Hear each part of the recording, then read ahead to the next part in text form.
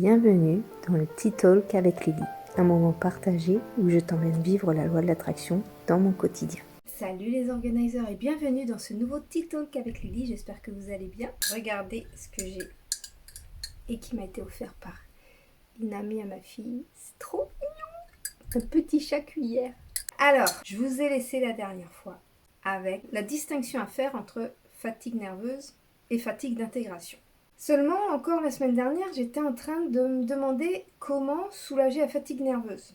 Parce qu'en fait, ce que j'ai remarqué, c'est que cette fatigue nerveuse ne datait pas de la semaine dernière, elle datait de bien avant. C'est-à-dire que ça fait des semaines que je traîne cette fatigue nerveuse, sauf qu'elle se caractérisait par des petites tensions dans le dos, par la mâchoire qui me fait mal le matin quand je me lève, etc. Et ça s'est pas passé en fait. Ça se passait un petit peu dans la journée quand je suis en mouvement, etc. ou quand je fais un peu de sport, mais ça revient très vite. Ces tensions-là revenaient très vite. Et je me suis dit, si ça revient, c'est que c'est pas réglé. Alors que ça m'est arrivé des fois où simplement en faisant une séance de sport, ça réglait très bien l'affaire. Donc je me dis, cette tension nerveuse-là, elle est là depuis plus longtemps et je dois apprendre ou comprendre comment la soulager. Et donc, comme je te l'ai expliqué la semaine dernière dans le Tea Talk, le fait de dormir n'apaisait pas cette fatigue. Et je pensais avoir trouvé la solution miracle, entre guillemets, sauf que c'était pas le cas. Du coup, j'ai fait mes recherches. Je me suis dit, comment est-ce qu'on soulage de la fatigue nerveuse? J'ai cherché. C'était pas clair, je trouvais pas ça clair dans l'énoncé, la façon de faire. Bon, bref, j'ai vraiment fait plein de recherches. Beaucoup de recherches. Et en fait, la fatigue nerveuse, pourquoi c'est si mal expliqué? C'est tout simplement parce que soulager la fatigue nerveuse est propre à chacun. C'est pas une méthode pour tout le monde. Il n'y a pas une méthode unique pour tout le monde. Parce que la fatigue nerveuse, elle est directement reliée à ton propre système nerveux, donc à ta façon de fonctionner à toi, et pas à la façon de fonctionner de tout le monde.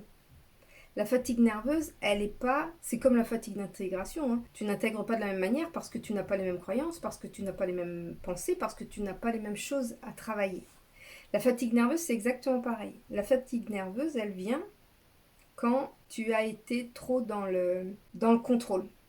Quand tu n'as pas assez lâché prise. Et donc, moi, elle est survenue parce que ça fait depuis le mois de décembre maintenant que je soutiens mes enfants dans leur propre processus de transformation, que je les aide chaque jour à faire du journaling en leur posant des questions, à les aider à reprogrammer leur subconscient par de la reprogrammation, visualisation, méditation que je leur donne à écouter tous les jours.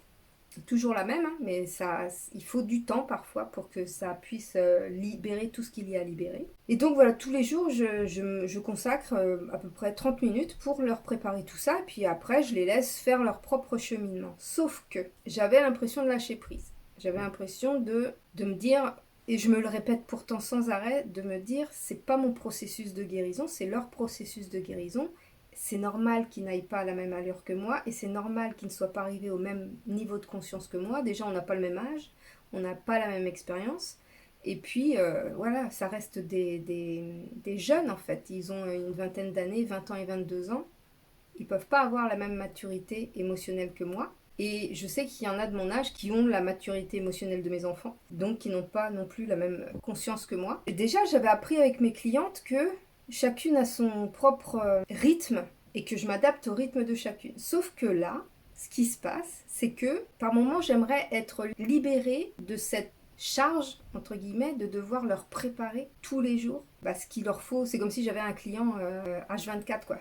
Parce que moi, mes clientes en programme individuel, je les laisse mûrir la chose. Elles sont plus mûres, elles ont quand même une maturité émotionnelle plus développée qu'un jeune de 20 ans. C'est souvent des personnes qui ont 30, 40 ans que je guide. Donc, elles ont quand même des expériences qui me donnent matière à pouvoir les aider davantage et leur permettre à elles de faire leur propre chemin, de suivre leur propre progression. Si vous entendiez du bruit, c'est normal. J'ai le ramoneur qui est actuellement en train de ramoner mon poêle à bois et ma cheminée surtout. Donc, comme par moment j'aimerais me libérer de cette charge de leur préparer tous les jours quelque chose, même si ça me prend que 30 minutes par jour, c'est quand même un investissement personnel, qui au départ me coûtait encore plus parce que je le priorisais à mon propre développement personnel. C'est-à-dire que moi le matin, normalement, je me lève de bonne heure, je me lève et je m'occupe de moi, de mon propre développement personnel. Donc c'est interprétation de mes rêves, c'est journaling, c'est visualisation, méditation, reprogrammation, bref, j'ai tout un petit rituel que je fais, du sport, etc.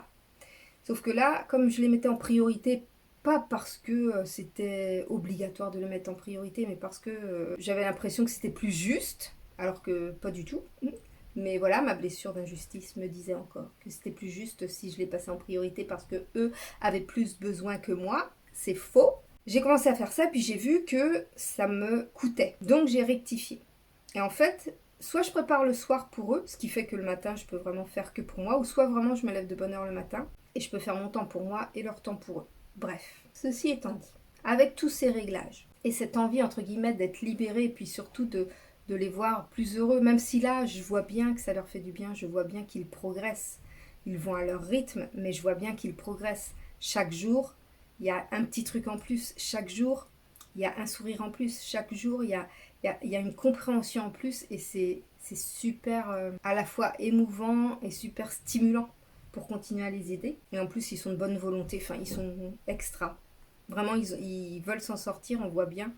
Et donc je peux pas ne pas les aider. Et puis ça me fait plaisir. Et puis je suis leur mère. Et puis ça me fait plaisir tout simplement. C'est pas parce que je suis leur mère, mais c'est parce que ça me fait plaisir de les aider. Je vois pas pourquoi j'aiderais mes clientes et que mes enfants qui me demandent de les aider, je les aiderais pas, tu vois. Mais donc j'avais cette pression-là qui s'accentuait parce que j'avais une volonté de résultat. C'est-à-dire que je veux que ça aille plus vite pour entre guillemets, être débarrassée de la charge que j'ai pour eux, même si ça me prend que 30 minutes par jour, je le répète.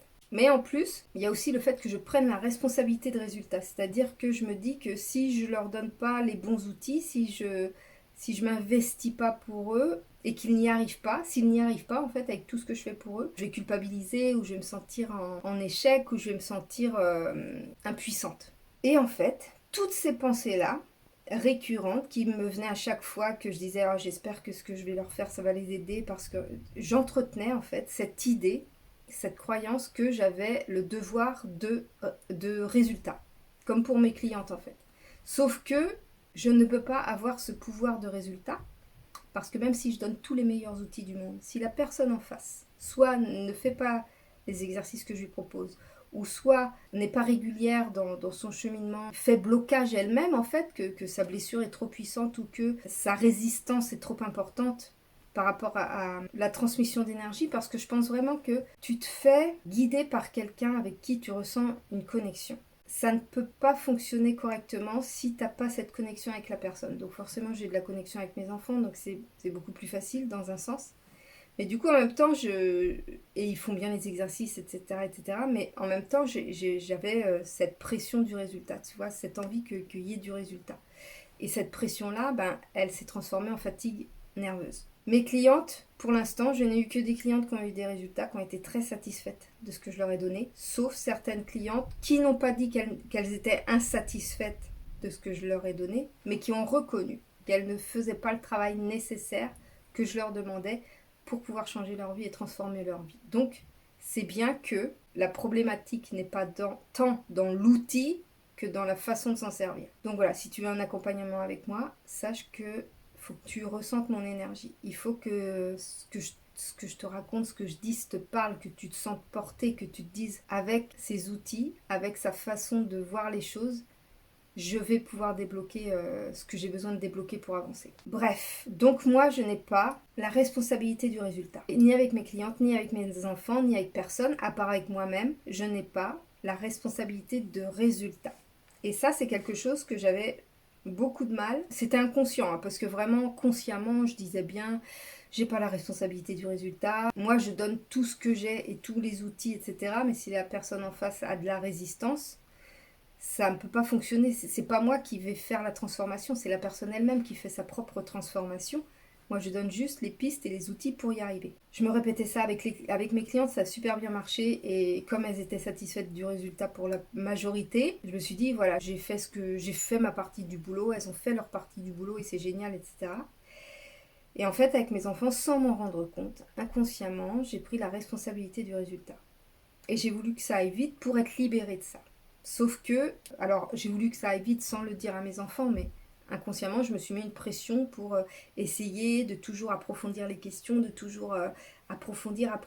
Et en fait, je vois qu'à un moment, ça bloque, donc il faut que je leur laisse le temps, le recul nécessaire pour voir les choses d'une autre manière. Mais ça, c'est du temps. C'est juste du temps qu'il leur faut. Donc j'ai commencé à me mettre la pression toute seule et cette fatigue nerveuse est arrivée. Ok, fatigue nerveuse présente. Je dors, ça ne résout pas le problème. J'ai toujours cette fatigue nerveuse. Je vais me balader, je marche vite, tu sais, c'est vraiment dans l'objectif, faut que je marche, faut que je prenne l'air, faut que je fasse un maximum de pas, 10 000 pas par jour, etc. Tu vois, l'objectif encore, je me mets encore une pression supplémentaire. Je cherche la solution sous la pression. C'est tout ce qu'il ne faut pas faire. Pour soulager une fatigue nerveuse, tu ne dois pas lui mettre de pression. Pas d'objectif, pas de but, pas de pression. Elle ne se soigne pas par les objectifs, par la pression, par un but à atteindre. La fatigue nerveuse, c'est tout l'inverse qu'il faut faire. Et donc je l'ai compris. Alléluia. Donc je me retrouve à chercher, à comprendre ça en fait, à comprendre que faut pas que je mette de pression. Et là, je reviens, je dis, qu'est-ce qui me met pas de pression? Qu'est-ce qui me mettait pas de pression avant? Avant, j'avais pas, quand j'étais, je suis revenue à moi quand j'étais enfant, quand j'étais plus jeune. Et j'avais pas de pression quand j'étais plus jeune. Il y a juste quand il y avait les devoirs ou les contrôles, etc. Autrement, j'avais pas de pression. Et donc, j'arrivais très bien à développer mon intuition, à me sentir bien, à me sentir connectée, etc. Et je me dis, qu'est-ce que je faisais? Qu'est-ce que je faisais à ce moment-là pour me sentir comme ça? Et donc, je me suis rappelé que j'adorais dessiner. Et là, j'avais un cahier de coloriage qui m'attend depuis...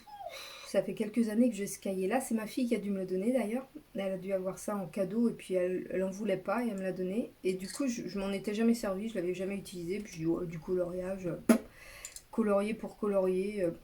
Et donc, je m'en étais jamais servi. Sauf que là, ça a été comme une évidence. Je suis d'abord allée marcher.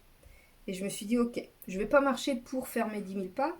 Je vais marcher lentement, doucement, parce que le ralentissement est intéressant pour soulager la fatigue nerveuse. Tout ça, c'est dans mes recherches. J'ai trouvé dans mes recherches que le ralentissement soulage la fatigue nerveuse et je me souviens très bien que j'ai déjà utilisé cette technique quand je voulais ranger, que j'avais plein de bazar à la maison, j'en ai encore d'ailleurs et il faut que je range. C'est que je rangeais mais comme si j'étais au ralenti. Comme si tu avais pris une télécommande et puis tu me mettais au ralenti. Et donc je faisais tous mes gestes au ralenti. Tu vois, je pose ça comme ça. Mais vraiment, vraiment ça. Hein, vraiment au ralenti. Comme ça, je pose les trucs. Quand je trie, je réfléchis pas trop. Et vraiment des mouvements très lents comme ça. Et ça marche super bien. Vraiment, ça fonctionne super bien. C'est pareil, il y a deux sortes de fatigue nerveuse. Alors, je n'ai pas retenu lesquelles. Je pense que je te ferai un podcast là-dessus, ça peut être super intéressant. Là, je te parle de mon expérience personnelle. Et donc, par rapport à la fatigue que j'ai, une activité lente, ça aide pour cette fatigue nerveuse-là. Des gestes lents aident pour cette fatigue nerveuse-là. Et donc, je décide d'aller me balader, puisque la nature, c'est bon pour tout. Hein. Dès que tu as du stress, dès que tu as de l'anxiété ou de la fatigue nerveuse, aller en nature, c'est super bon. Sauf que là, j'ai pas l'objectif de faire les 10 000 pas, j'ai pas l'objectif de faire tant de tours, etc. Je suis vraiment dans le ralenti, donc je marche très doucement, comme si j'étais une mamie. Et je prends plaisir à contempler. Je regarde par exemple la mousse sur les arbres, et c'est incroyable le nombre de dégradés de verre qu'il y a sur la mousse des arbres. En plus là, avec le rayon du soleil, quand le soleil donne dessus, t'as vraiment énormément de verre, de sortes de verre, de dégradés de verre dans de la mousse sur les arbres. Je trouvais ça fascinant. Donc c'est quand même incroyable ce que la nature est capable de créer. Donc déjà en faisant ça, la balade avec contemplation et vraiment ralenti, ça a vraiment fait une différence. Et donc je me suis dit ok, en fait tu fais les choses que tu aimes faire, sauf que tu les fais sans objectif. Et je me suis dit ok, qu'est-ce que je pourrais faire d'autre? Et là j'ai eu comme une révélation, c'est mon intuition qui a fonctionné en fait. Mon intuition a fonctionné, elle m'a dit mais t'as un cahier de coloriage. Alors je savais pas plus du tout où il était, à part qu'il était dans mon bureau là ici. Mais je savais pas où le trouver. J'ai tout fouillé partout. Il était au fin fond d'un tiroir. Et je me suis dit, ah super, je l'ai trouvé, je vais essayer ça. Oh, ça a été miraculeux. Parce qu'en fait, quand tu fais du coloriage comme ça, alors moi, je te dis, quand j'étais jeune, ça fonctionnera peut-être pas pour toi, mais moi, je te dis par rapport à mon expérience, quand j'étais jeune, j'adorais dessiner. Je me suis fait des BD, j'ai énormément dessiné. Aujourd'hui, je dessine plus. Si tu me suis sur ma chaîne depuis le début, tu sais que je faisais du bullet journal. J'adorais faire du bullet journal, ça me permettait de revenir à la création, au dessin, etc. Sauf que je me mettais un impératif, un objectif de devoir faire, de devoir présenter ma semaine de bullet journal, de devoir présenter mon mois de bullet journal. Finalement, je me mettais une pression qui finissait par faire de cette passion-là une corvée. Ça finissait par ne plus être un plaisir, mais un objectif à atteindre, une pression supplémentaire. Et donc, j'ai arrêté de faire du bullet journal, des vidéos de bullet journal. Mais tout ça, je viens de le comprendre là maintenant que je comprends ce que c'est que la fatigue nerveuse dans la catégorie de fatigue nerveuse où moi je suis, je comprends mieux. Et donc là, c'est du coloriage. Je le filme pas. J'ai posté des petites photos sur Instagram, mais voilà, je me filme très peu. J'ai fait ça pendant une journée, 3 heures, 2 fois 3 heures en fait. Quand tu regardes ce qu'ils disent sur comment soulager la fatigue nerveuse, ils disent de ne pas faire trop longtemps, en général 20 minutes de telle chose, 20 minutes d'une autre chose, mais moi c'est pas suffisant. Clairement, elle était tellement élevée ma fatigue, je dis j'ai besoin en fait, tu vois, tu le sens en fait quand t'en as assez fait ou quand t'as envie d'aller plus loin.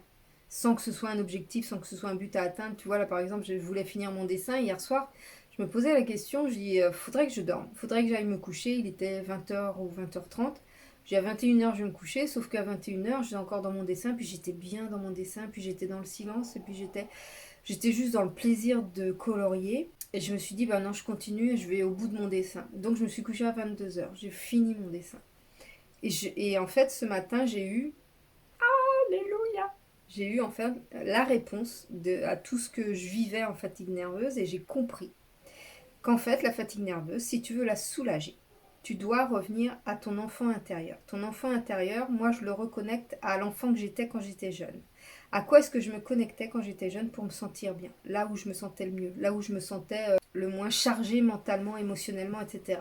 Et donc, moi, c'est dans le coloriage, c'est pour ça que je te dis, cherche ce que tu aimais faire quand tu étais jeune. Parce que ton enfant intérieur, tu es connecté à lui. Quand tu es jeune, tu es naturellement connecté à lui. Et quand tu deviens adulte, tu te rajoutes la charge mentale, tu te rajoutes les objectifs, tu te rajoutes l'obligation de devoir subvenir aux besoins de la famille. Tu te mets plein de trucs sur le dos quand tu deviens adulte et tu oublies cet enfant intérieur. Ce qui fait que ta vie, elle n'est composée d'impératifs, que d'objectifs, que d'obligations. Et si tu veux vraiment être le plus heureux, la plus heureuse, le plus aligné, la plus alignée dans ta vie, tu as besoin de revenir à cet enfant intérieur parce que lui n'a pas d'obligation. Il n'a pas d'impératif, il n'a pas d'objectif, il n'a pas de pression. Et donc souvent, l'enfant, il fait des choses qu'il aime faire. Quand on est jeune, on fait des choses parce qu'on aime les faire, on ne fait pas les choses par obligation, sauf pour l'école. Et donc, voilà, c'est comme ça que j'ai trouvé qu'en fait, en changeant mon habitude de la marche par une habitude sans objectif, tu vois, je m'en fous de pas faire les 10 000 pas, en fait, j'ai juste besoin de prendre le temps, de ralentir, de prendre le temps, de contempler, de regarder, de m'arrêter, de marcher lentement. Et j'ai besoin aussi de faire une activité où il n'y a pas d'objectif, il n'y a pas de but, il n'y a pas d'obligation, il n'y a pas d'impératif à atteindre, il n'y a rien. Il n'y a pas de temps déterminé, il n'y a rien. Il y a rien qui m'oblige à, et il n'y a pas d'obligation de résultat non plus. Ce qui a provoqué cette fatigue nerveuse, l'obligation de résultat. Souviens-toi ce que je t'ai dit tout à l'heure. Et donc voilà, pour soulager la fatigue nerveuse, tu dois rester dans le mouvement, mais dans le mouvement lent, et à faire des choses qui n'ont pas d'objectif et pas d'impératif. Voilà ce que j'ai retenu. C'est ce que je voulais te partager aujourd'hui dans ce petit talk. J'espère que ça va pouvoir t'inspirer. Répondre peut-être à cette fatigue nerveuse que toi aussi tu vis et que tu te dis mais purée j'arrive pas, même si je dors, même si j'essaye de dormir, même si je fais ça, même si je fais ça, et pas ça résout pas le problème. Non, parce que tu es toujours dans l'objectif à atteindre, parce que tu es toujours dans l'attente du résultat. Et donc la fatigue nerveuse, elle est venue de cette attente du résultat. Donc tu ne dois pas fonctionner dans l'attente du résultat pour résoudre cette fatigue nerveuse. Sinon tu vas continuer de l'accentuer. C'est ce que j'ai compris, c'est ce que j'ai fait, je suis trop contente. Donc si jamais tu ressens une fatigue nerveuse. Reviens à ton enfant intérieur. Reviens à toi quand tu étais enfant. Qu'est-ce que tu aimais faire qui n'avait pas d'objectif et qui te faisait énormément de bien. Alors si tu me dis, je sais pas, me balancer dans une balançoire, j'adorais faire de la balançoire, etc. Et ben va dans un square et puis fais de la balançoire. Tu t'en fous que ce soit réservé aux enfants. Il y a toutes les balançoires peuvent supporter le poids d'une personne. Donc moi je fais de la balançoire. Quand je vois qu'il y a une balançoire, je vais faire de la balançoire. Je m'en fiche d'être au milieu des enfants. C'est quelque chose que j'aime faire, que j'aimais faire quand j'étais enfant et que j'aime toujours faire. C'est l'été dernier, l'année dernière, lors de notre road trip avec mon chéri, on a visité un château ou un manoir, je pense que c'était un château. Et autour du château, il y avait tout un circuit à faire. Et il y avait une fameuse balançoire qui était pendue à un arbre, à une grosse branche d'arbre. Et donc je suis allée sur cette balançoire et je me suis balancée. Et il y a des gens qui passaient, ils m'ont regardé, mais j'avais juste du plaisir à me balancer. Tu t'en fiches du regard extérieur du moment que ça te fait du bien à toi. Et c'est toutes ces choses-là qui font que tu régules ton système nerveux.